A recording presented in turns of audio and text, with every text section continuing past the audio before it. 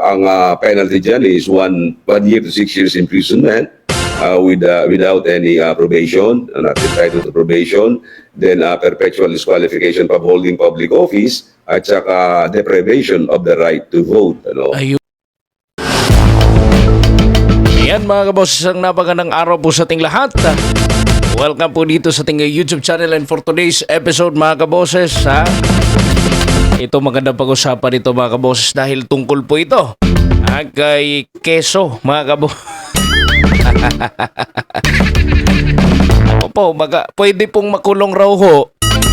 Ito pong si Chis Escudero mga kaboses, si Senate President Chis Escudero. Dahil po sa mga paglabag pala mga kaboses, hindi po natin alam kung bakit nakalusot po ito mga kaboses dyan po sa kanyang posisyon, at hindi po ito agarang sinita po ng COMELEC mga kaboses noon pa. Ito po malaliman po ngayong talakayan mga kaboses hinggil po dito. Napakahalaga po na malaman po ninyo ito, at for education lang din po mga kaboses kasi talagang kailangan kailangan natin malaman mga kaboses. Kasi nga, again, pwede pong makulong at matanggal sa pwesto itong si Keso. So, standby mga kaboses, sit back, relax, and enjoy mga kaboses itong ating programa ngayong araw. Pero bago pong lahat, samahan niyo po ako mga kaboses sa buong episode itong ating pag-uusapan ngayong araw mga kaboses. Una po sa lahat ay palakpakan po muna natin ating mga sarili. Para po maging ano naman tayo mga pasalamatan po natin na tayo po buhay na buhay pa ho ngayon, at tayo po nakikichismis pa rin sa mga kaganapan po ng ating bayan mga kaboses. Anyway, welcome po dito sa Standpoint Analysis mga kaboses, at pwede po kayong mag-comment po sa baba sa lahat po natin ng lahat po ninyo ng mga reaksyon, opinion, at suggestion mga kaboses. Open na open po ang ating comment section mga kaboses para po yan sa inyong lahat. At invite ko na rin kayo muna mga kaboses bago po tayo magpatuloy. Invite ko po kayo sa atin pong dyan po sa ating community. Kapag ka-visit nyo po mga kaboses ng atin pong Facebook YouTube channel, makikita nyo po yung button po na Visit Community. Pwede po kayong pumasok dyan, maglagay at mag-post ng kung ano-ano mga kaboses. Basta wag lang po tayong harsh masyado mga kaboses Para po yan sa inyo, para bagang forum. Kung saan po mga kaboses ay doon po tayo mag-uusap-usap. Magtalakayan. At meron po akong mga polls dyan mga kaboses na binibigay. Pwede ko kayong magboto-boto. Para po sa mga issue ng ating bayan mga kaboses.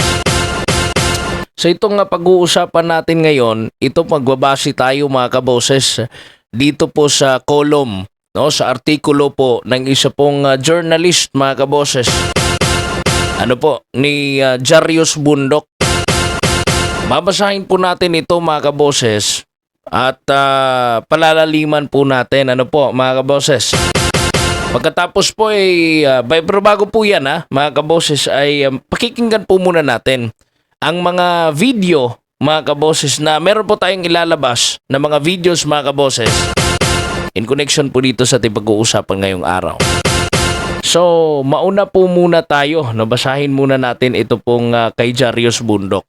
Ayon po dito, Chis liable for taking 30 million but COMELEC is waffling. By Jarius Bundok. Senate President Chis Escudero can be removed and jailed for taking campaign contributions from a DPWH contractor.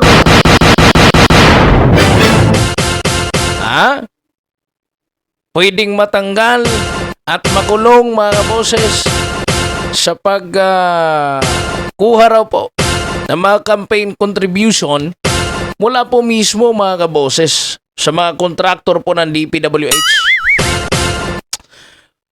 Ayon po ni Jarius Bundok sa column na ito, proof is his sworn statement of contributions and expenditures for election 2022.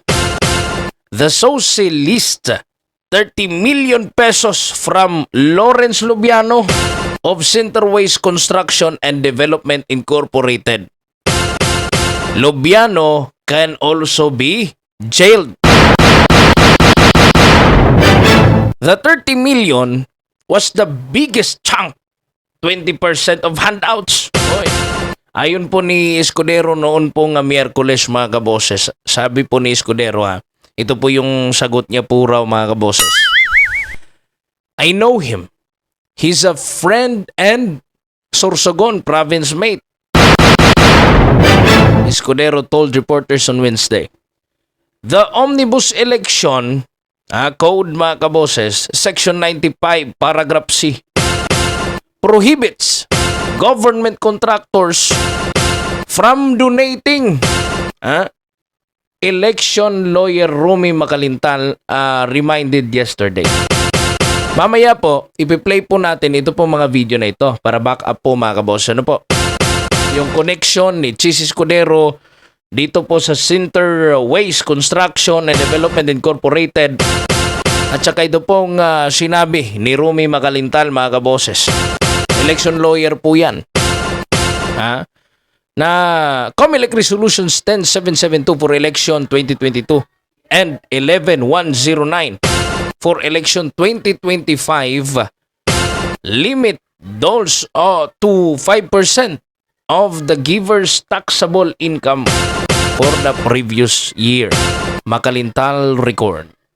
Ayon po ni Makalintal, no person shall solicit or receive directly or indirectly contribution for partisan political activity from any entity or person who holds contracts to supply government with goods or services or to perform construction and other works.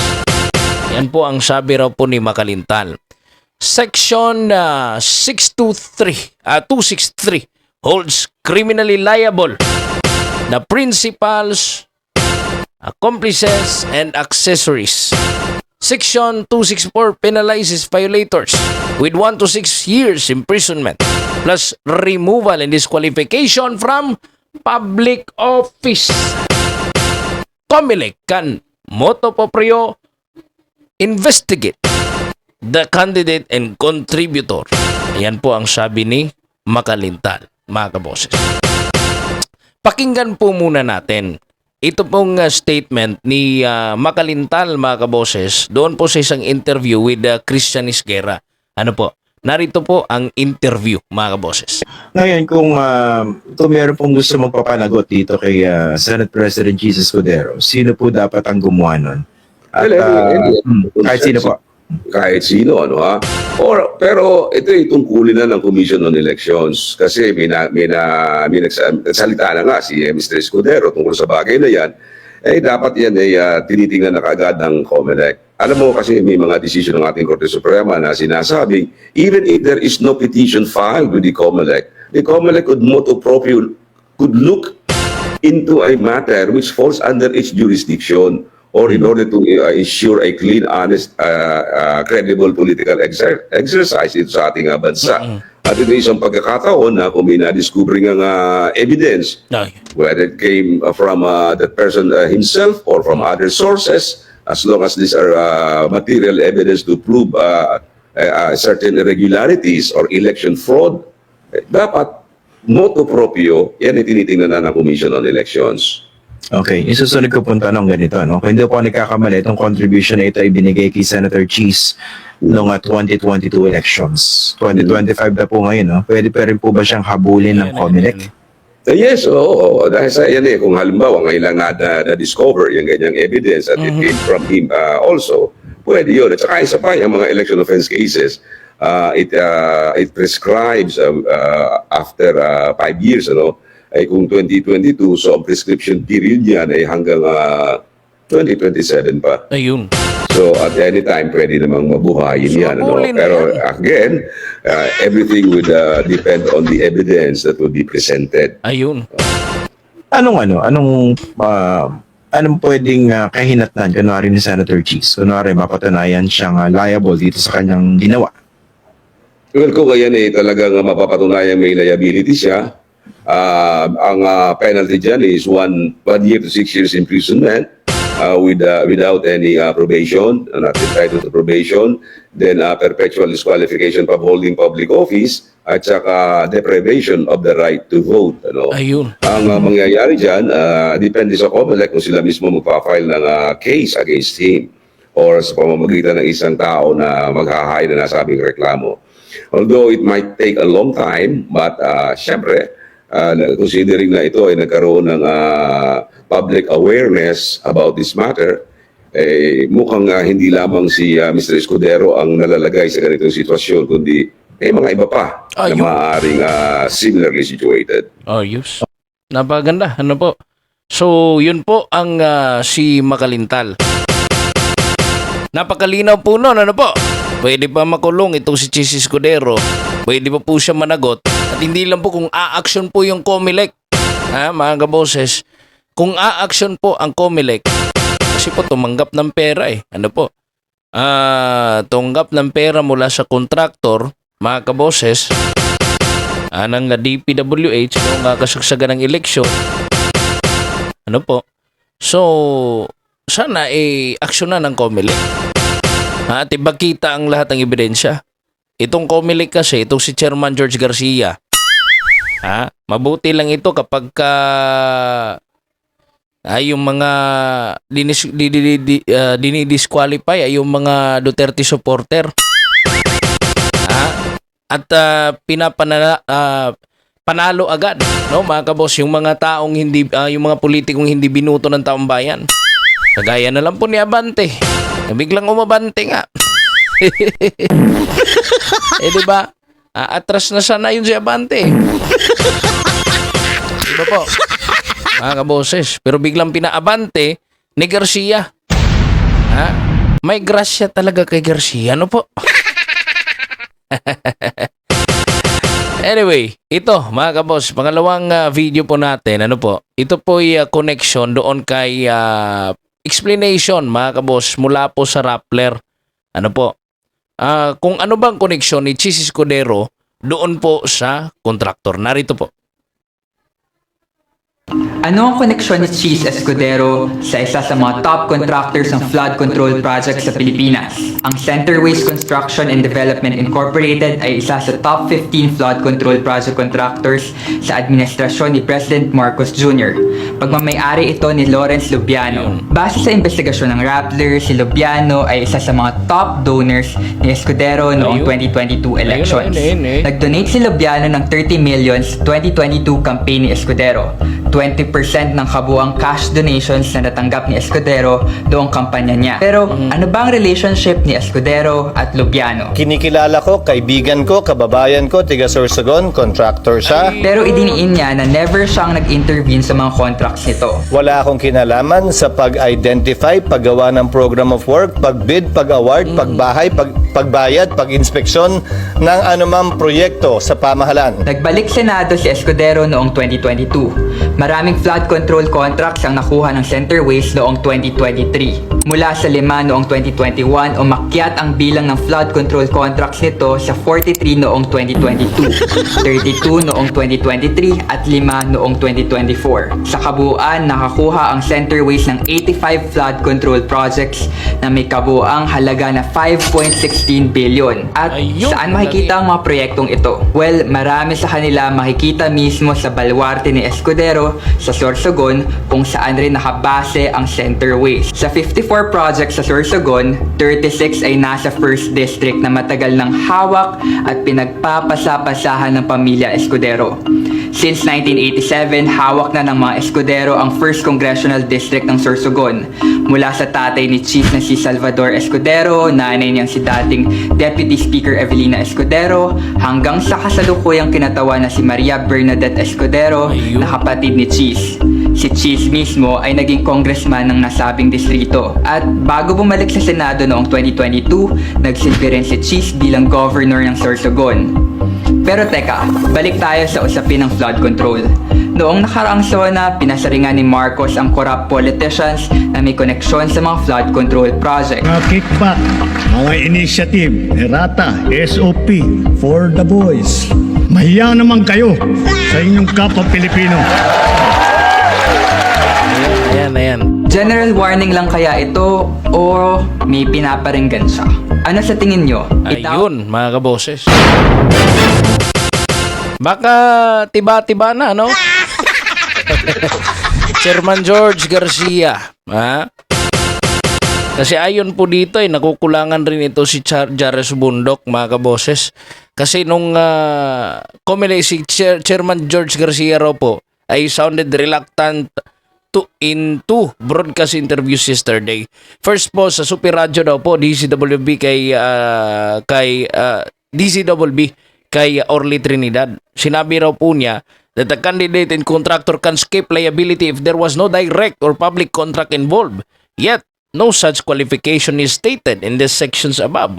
Then with GMA Unang Balitas Arnold Cavio, he mentioned only Section 95's provision on contractors and no mention of Section 263 and 264 covering. Ayun, mga kaboses. President Bongbong Marcos Jr. exposed Centerways as 7th of 15 biggest flood works contractors. He found disturbing that the 15 cornered 2,000 flood contracts worth 100 billion pesos out of 10,000 worth 545 billion in 2022 to 2025. Ang tanong, magkakanda kaya ng investigasyon nitong COMELEC? Ha? Matatanggal kaya si Cheese Escudero? Ano po? Kasi kung ganito lang, mga kaboses, kung wala po talagang mangyayari, ano po? Kung wala pong mangyayari sa ating bayan, mga kaboses, wala po tayong action tungkol po dito, baka po, mga kaboses, mapunta lang, no, sa wala. At marami pa pong mga magpapatuloy po yung korupsyon ng ating gobyerno. Kung hahayaan po ito, magpapatuloy po talaga, mga kaboses. Kagaya na lang po sa nangyaring ito ngayon. Kung wala pa pong aksyon, ito pong COMELEC, dapat pong magsalita na po ang taong bayan, ano po, mga kaboses. Anyway, maraming salamat po sa pagpunta nyo rito, mga kaboses, sa ating pagbisita dito sa ating YouTube channel, mga kaboses. So comment kayo sa baba kung ano bang nararapat dito para kay Cheese Escudero. Dapat nga bang makulong at matanggal na sa pwesto, mga kaboses? At maging isang halimbawa, mga kaboses, para matakot po yung iba mga politisyan na napaka-kurap po, mga kaboses. Ano po? Hindi rin po natin sinasabing kurap si Cheese Escudero. Hindi rin po natin sinabi na may liability siya. But ang gusto natin ay imbestigahan na po ito ng COMELEC. Simulan na po yung mga sanksyon, mga kabos, at iba pang pwedeng gawin upang wala na pong susunod, mga kaboses, na mga politiko, no, na tatanggap ng kung ano-ano, mga kaboses. Ayan.